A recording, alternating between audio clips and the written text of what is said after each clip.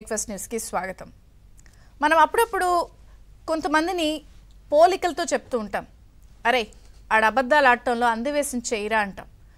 ఆడిన అబద్ధం ఆడకుండా, చెప్పింది చెప్పకుండా, అసలు ఎక్కడా దొరకకుండా చెప్తే అరే అసలు అబద్ధాలు చెప్పడంలోనే అందివేసిన చేయరా అని అనేస్తూ ఉంటారు. ఆ పోలిక చెప్పాలనుకున్నప్పుడు ఆ వ్యక్తి గురించి చెప్పాలి అంటే నరం లేని నాలిక అని అంటూ ఉంటారు. నోటికి ఏదొస్తే చెప్తే ఏం మాట్లాడుతున్నామో కూడా అర్థం కాకుండా, మనం ఏం చేసామో తెలియకుండా, ఎలా పడితే అలా మనకు అనుకూలంగా, మనకి నచ్చినట్టుగా, మనకి ఏది కుదిరితే అది చెప్పేస్తే నరం లేని నాలిక అంటారు. అబద్ధాల ఆటల్లో అందివేసిన చెయ్యి, నరం లేని నాలిక.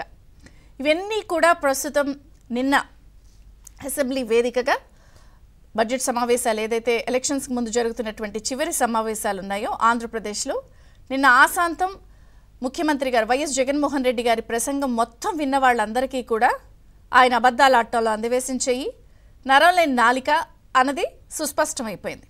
ఎందుకు అంటే దాదాపుగా ఇప్పటికే సమావేశాలు ప్రారంభమైనప్పుడు గవర్నర్ చేసినటువంటి ప్రసంగం విషయంలోనే ప్రతిపక్షాలు అందులో అన్ని అబద్ధాలు చెప్పించారు, ఇందులో వాస్తవాలు ఇవి అని చెప్పడం మనం చూసాం. గవర్నర్ ప్రసంగం మొత్తం కూడా అబద్ధాలు పుట్టమయంగా అయిపోయింది. ఇప్పుడు ఆ గవర్నర్ ప్రసంగానికి ధన్యవాదాలు తెలిపే ముఖ్యమంత్రి గారి ప్రసంగం అయితే అంతకు మించి అన్నట్టే ఉంది. అదే అబద్ధాలు చెప్పడంలో అందివేసిన చెయ్యి. అసలు ఇంక ఒకవేళ పోటీ పెట్టినా కూడా దరిదాపులుగా కూడా సెకండ్ థర్డ్ పొజిషన్లో కూడా దరిదాపుల్లో కూడా ఎవరు ఉండరేమో అనేది కూడా ప్రస్తుతం వినిపిస్తున్న అంశం. ఎందుకు అంటే నిన్న అసెంబ్లీ సాక్షిగా ముఖ్యమంత్రి గారు వింత వింత వాదనలు చేశారు. అసలు కనీ విని ఎరుగని అంశాలని, ఆయనకే సాధ్యమైనటువంటి అంశాలని ఆయన ఆవిష్కృతం చేసే ప్రయత్నం చేశారు.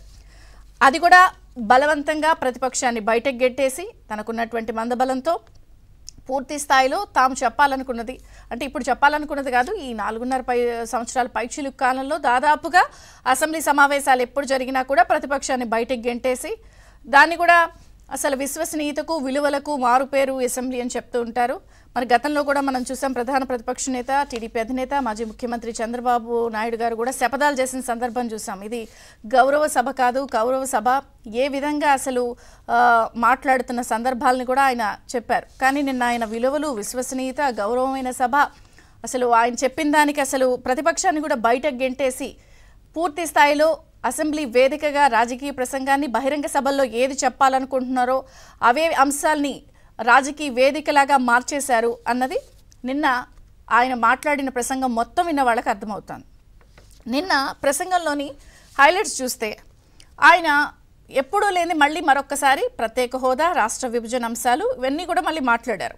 ఒకసారి ఆయన ఏమేమి మాట్లాడారు అన్నది మనం జాగ్రత్తగా గమనిస్తే, హోదాపై ఆయన మాట్లాడిన అంశం, ప్రత్యేక హోదా ఎండమావిగా మారిపోయింది, హోదా అంశాన్ని చట్టంలో పెట్టించున్నా కోర్టులో దాన్ని సాధించి ఉంటే అందుకే కేంద్రంలో ఏ పార్టీగా పూర్తిగా మెజారిటీ రావద్దు అని మనస్ఫూర్తిగా కోరుకుంటున్నానని అన్నారు. ఎండమావిగా మారిపోయింది అని నిన్న ఇంకా ఎలక్షన్స్కి రేపో మాపో నోటిఫికేషన్ వస్తుంది, ఇంక 2 నెలల్లో ఎలక్షన్ జరుగుతుందనగా ఎండమావిగా మారిపోయిందని మాట్లాడటాన్ని చాలామంది ఆయన ఏ స్థాయిలో మడం తిప్పేశారు స్పష్టంగా కనపడింది. అసలు ఆయన రిజల్ట్స్ వచ్చిన తర్వాత అంతకుముందు ప్రతిపక్ష హోదాలో ఉన్నప్పుడు మెడలు వంచేస్తాము, కేంద్రంలో ఎవరు వచ్చినా సరే అని మాట్లాడిన ఆయన ఎలక్షన్స్ అయిపోయి రిజల్ట్స్ వచ్చిన తర్వాత ప్రెస్ మీట్ పెట్టినప్పుడు ఆయన ఏమన్నారు, దేవుడు కరుణించలేదు, వాళ్ళకి పూర్తి మెజారిటీ వచ్చింది, గోవిందా అన్నట్టే మాట్లాడారు. అఫ్కోర్స్ అదే చివరి ఆఖరి ప్రెస్ మీట్, ఇప్పటివరకు ఆయన మళ్ళీ ఎప్పుడు ప్రెస్ మీట్ పెట్టిన సందర్భం లేదు. అలాగే అప్పులపై కూడా ఆయనకి నచ్చిన లెక్కలనే చెప్పారు యథావిధిగా. ఆయన ఏమన్నారు, కొత్తగా విభజన నాటికి 1.53 లక్షల కోట్ల అప్పు ఉంటే చంద్రబాబు దిగిపోయే సమయానికి 4.12 లక్షల కోట్లుంది. చంద్రబాబు హయాంలో అప్పులు 21.87%. అంటే జనరల్గా అప్పుల్ని ఎలా అంటే ఫిగర్స్ రూపంలో చెప్తారు, ఈ అప్పులు ఈ అప్పులు ఈ అప్పులు. కానీ ఆయన చాలా తెలివిగా అప్పుల శాతం పెరుగుదల, అప్పుల్ని కూడా శాతంలో చూపించారు. అదొక కన్ఫ్యూజన్ స్టేట్.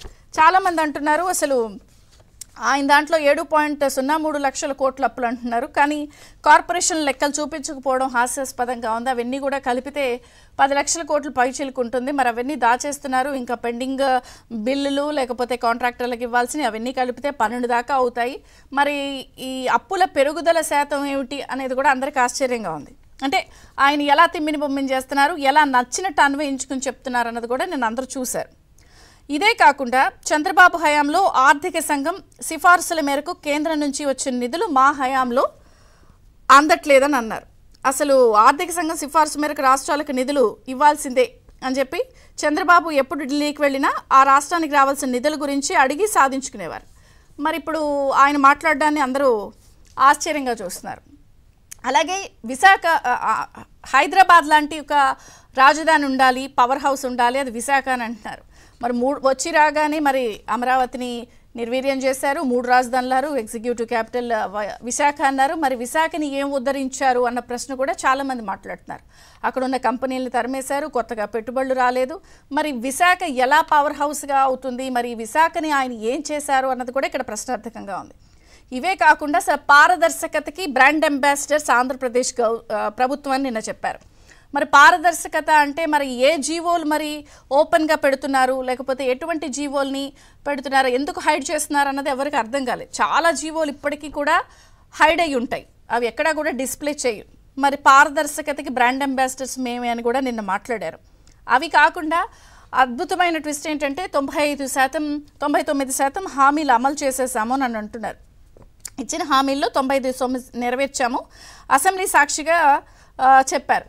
మరి మెగా డిఎస్సి విషయంలో కానీ, లేకపోతే పోలవరంలో కానీ, రాజధాని కంప్లీట్ చేసిన విషయంలో కానీ, ఇలా సిపిఎస్ రద్దు చేస్తామన్నారు వచ్చిన వారంలోనే, అదేమైంది.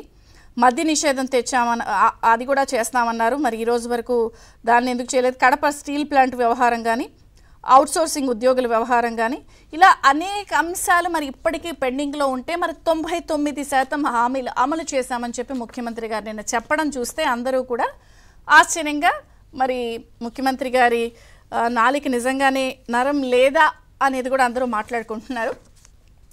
జనరల్గా ఎవరైనా సరే అసెంబ్లీ వేదికగా ఆ బడ్జెట్ సమావేశాలు, ఇక చివరి సమావేశాలు, ఎలక్షన్స్కి వెళ్లే ముందు జరిగే సమావేశాల్లో ఎవరైనా సరే తమ పాలన ఏమిటి, తాము సాధించింది ఏమిటి, తమ పాలనలో అద్భుతంగా ఏమేమి చేశామనేది చెప్పుకోవాలి. కానీ ఇక్కడ కూడా కరోనాను బూచిగా చూపించారు.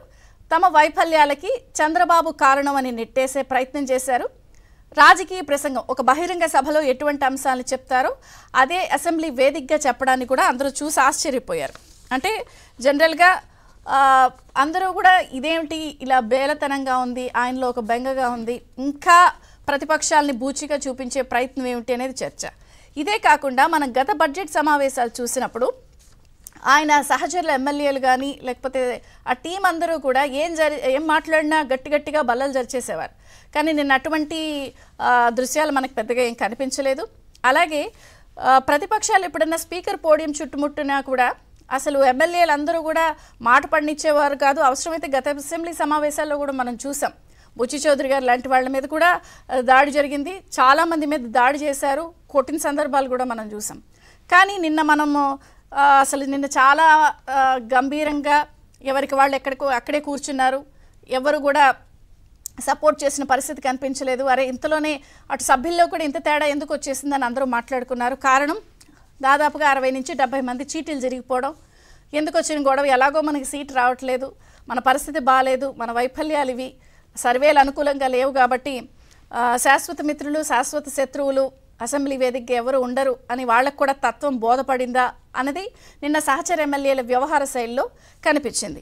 మొత్తానికైతే ఇప్పటికీ కూడా అసెంబ్లీ వేదికగా ముఖ్యమంత్రి గారు చేసినటువంటి ప్రసంగాన్ని ఎలా చూడాలి, ఎన్నికల ముందు చివరి బడ్జెట్ సమావేశాల్లో ఇంకా తన తప్పుల్ని సమర్థించుకుంటూ దాన్ని కరోనా చంద్రబాబు బూచి అని చెప్పే ప్రయత్నం చేశారా, సహచర ఎమ్మెల్యేల వైఖరిలో ఎందుకు ఈ మార్పు వచ్చింది, మరి నిజంగా పూర్తి స్థాయిలో ముఖ్యమంత్రి గారు హ్యాండ్సప్ప కేవలం సొంత డబ్బా సెల్ఫ్ డబ్బా అప్పుల కుప్పల్ని ప్రజెంట్ చేస్తూ మాయమట్టలు కనికట్టు గారడి చూపి